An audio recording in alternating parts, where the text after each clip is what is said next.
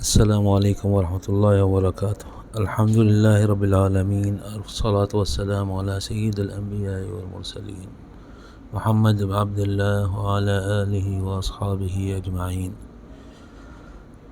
آج ہم اپنی قرآن کلاس کا دوسرا سبق پڑھیں گے، جس میں نے کل بتایا تھا آپ کو کہ مشکل حروف پڑھی جائیں گے، ان کے مخارج اور صحیح تلفظ۔ تو پہلا حرف ہے ہمارا، شروع کرتے ہیں اللہ کے نام سے، بسم اللہ الرحمن الرحیم۔ پہلا حرف ہے ہمارا تھا۔ تھا جو ہے یہ زبان کی نوک سے تھوڑا سا اندر والا حصہ، یعنی کہ نوک کو چھوڑ کے ہلکا سا اندر والا حصہ اوپر کے دانتوں سے لگا کر یہ حرف ادا ہوتا ہے۔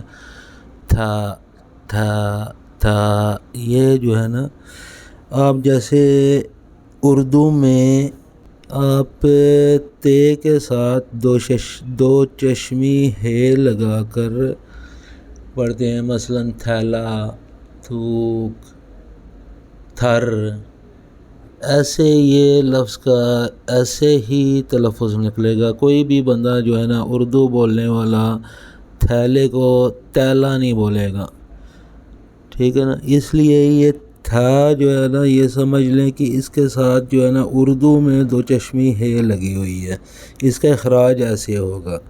زبان کی نوک سے تھوڑا سا اندر والا حصہ اوپر کے دانتوں سے لگا کر یہ حرف ادا ہوئے گا۔ اس کے بعد آ جاتا ہے ہمارے پاس تھا۔ یہ زبان کی نوک اوپر والے دانتوں سے لگا کر یہ حرف ادا ہوگا، بالکل نوک لگانی ہے، تھا۔ ہلکا سا زبان کا پیالہ بنے گا، لیکن جو ہے نا یہ زبان کی نوک کے ساتھ آپ کے اوپر والے دانتوں کے ساتھ ٹچ کرے گی تو یہ حرف پراپر ادا ہوگا۔ یہ سا نہیں نکلے گا، سا نکلے گا جب آپ زبان کو دانتوں سے اوپر والے حصے سے لگائیں گے۔ اس کے بعد آ جاتے ہیں ہمارے پاس حرف ہا۔ ہا، یہ حرف جو ہے نا حلق کے نیچے والے حصے سے اور زبان کا ہلکا سا نیچے کی طرف پیالہ بنا کر ادا ہوگا، ہا ہا۔ جی، یہ زبان کے حلق کے نیچے والے حصے سے ادا ہوگا، ہلکا سا پیالہ بنے گا زبان کا نیچے کی طرف۔ اس کے بعد آ جاتا ہے ہمارا حرف ذال، جس کو ہم اکثر زال پڑھتے ہیں۔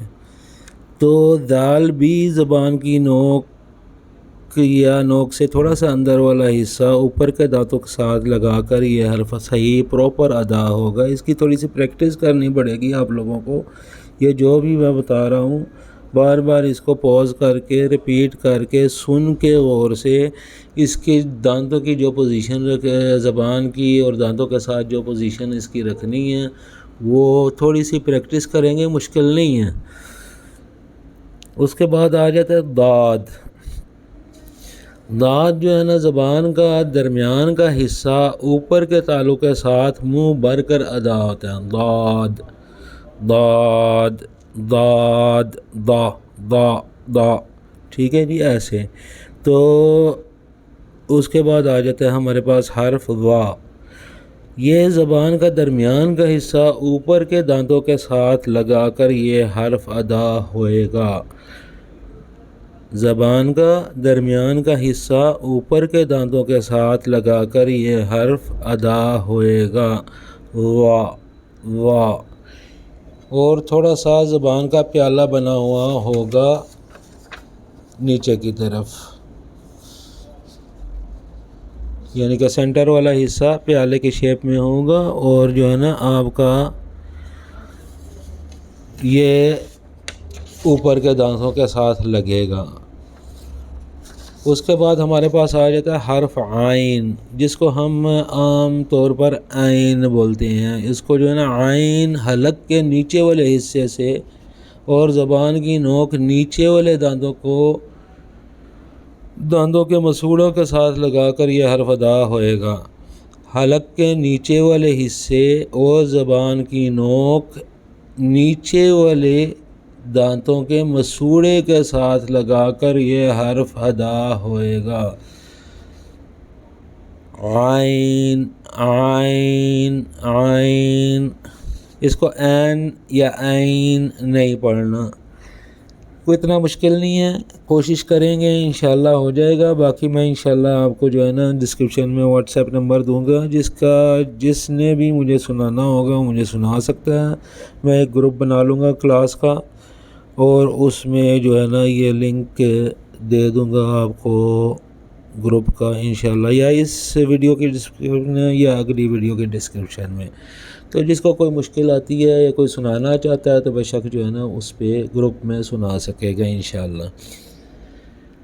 اس کے بعد آ جاتا ہے ہمارے پاس حرف قاف۔ قاف کا حرف جو ہے نا اکثر ہم قاف کو قاف پراپر نہیں پڑھتے، کاف کی طرح پڑھ لیتے ہیں، یعنی کا ایسے نہیں، قا اور کا میں فرق ہے۔ قاف حرف جو ہے یہ ناک سے اور زبان کو نیچے کی طرف رکھ کر ادا ہوئے گا، اور حرف موٹا ادا ہوئے گا۔ قاف زبان نیچے کی طرف ہوگی، آواز ناک سے نکل رہی ہوگی، اور یہ پراپر ادا ہوگا۔ جبکہ کاف یہ زبان کے پیچھے والے حصے کو اوپر تالو کے ساتھ لگا کر ادا ہوئے گا۔ زبان کا پیچھے والا حصہ اوپر تالو کے ساتھ لگا کر ادا ہوئے گا، اور یہ حرف باریک ادا ہوئے گا۔ قاف موٹا ادا ہوتا ہے اور کاف باریک ہوتا ہے۔ اس کے بعد آ جاتا ہمارے پاس ہا۔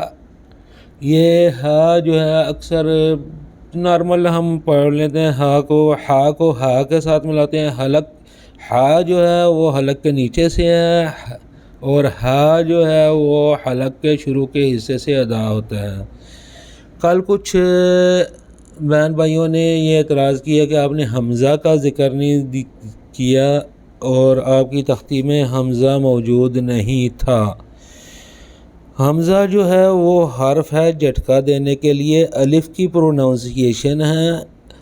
حمزہ آ ہے، ٹھیک ہے جی، یہ سینٹر میں آ جائے کسی لفظ کے تو اس کو جھٹکا دیتا ہے، شروع میں آ جائے الف کے ساتھ اگر جھٹکا دینا پڑتا ہے، یعنی کہ ڈبل الف پڑھنا پڑتا ہے، اور اس کے اعراب کو دیکھنا پڑتا ہے۔ اگر اوپر پیش ہے تو او ہو جائے گا، اور اگر اوپر زبر ہے تو آ ہو جائے گا، اور اگر اوپر نیچے زیر ہے تو ای ہو جائے گا۔ سیم الف والی پروننسیشن ہے، صرف اس کا لکھنے کا انداز الگ ہے۔ وہ الف پورا نہیں لکھا جاتا، خالی حمزہ لکھا جاتا ہے۔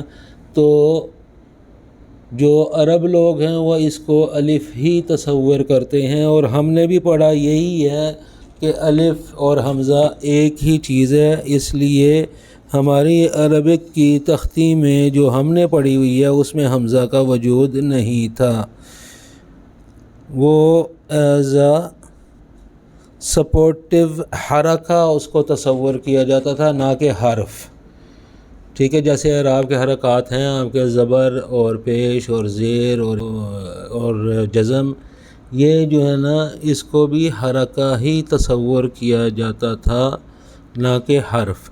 بہرحال جن لوگوں نے اعتراض کیا ان کے لیے حمزہ کی وضاحت کرتے تھے، یہ جھٹکا لگاتا ہے کسی بھی لفظ کے، اگر خاص کر سینٹر میں آ جائے تو اس کو ذرا سا جھٹکا دینا پڑتا ہے، رکنا پڑتا ہے، جھٹکا دے کے آگے نکلنا پڑتا ہے۔ یہ ہو گیا آج کا ہمارا سبق مشکل الفاظ، اور انشاءاللہ العزیز ہم کل حرکات اعراب پڑھیں گے اور ان کا نام عربک میں دیکھیں گے کیا ہے، اور ہم اپنی کلاسوں میں وہی نام استعمال کریں گے، نہ کہ جو اردو میں استعمال ہوتا ہے، ٹھیک ہے۔ اس کے بعد میں آپ کو کچھ 3D میں میرے پاس ایک مواد پڑا ہوا ہے مخارج کا، وہ بھی میں ویڈیو کے اینڈ پہ لگا دیتا ہوں، تاکہ جو ہے نا آپ اس کو غور سے دیکھیں، اور آپ کو تھوڑا سا اگر اس میں سمجھ آتی ہے ویل اینڈ گڈ، لیکن جو میں نے آپ کو بتایا ہے کہ زبان کو ایسے رکھ کے اور کہاں سے نکلے گا، اس میں آپ تھوڑی سی پریکٹس کریں گے تو انشاءاللہ العزیز آپ کو صحیح پراپر تلفظ صحیح مخرج کے ساتھ آ جائے گا انشاءاللہ العزیز۔ انشاءاللہ کل کی کلاس میں ہم پڑھیں گے اعراب کے حرکات، یعنی کہ پیش وغیرہ، اور دعا ہے رب کریم ہماری اس کاوش کو قبول فرمائے، اور जो हमारे साथ जुड़े हैं उनके लिए आसानी फरमाए, उनको समझ आए और अल्लाह पाक उनके लिए ये सीखना सिखाना आसान फरमाए। व आखिर दावाना अनिल हम्दुलिल्लाहि रब्बिल आलमीन। را را زاي ز زاي ز سين س سين س شين ش شين ش صاد ص صاد ص خ دال د دال د ذال ذ ذال ذ جيم ج حا ح حا ح ط ط ظا ظ ظا ظ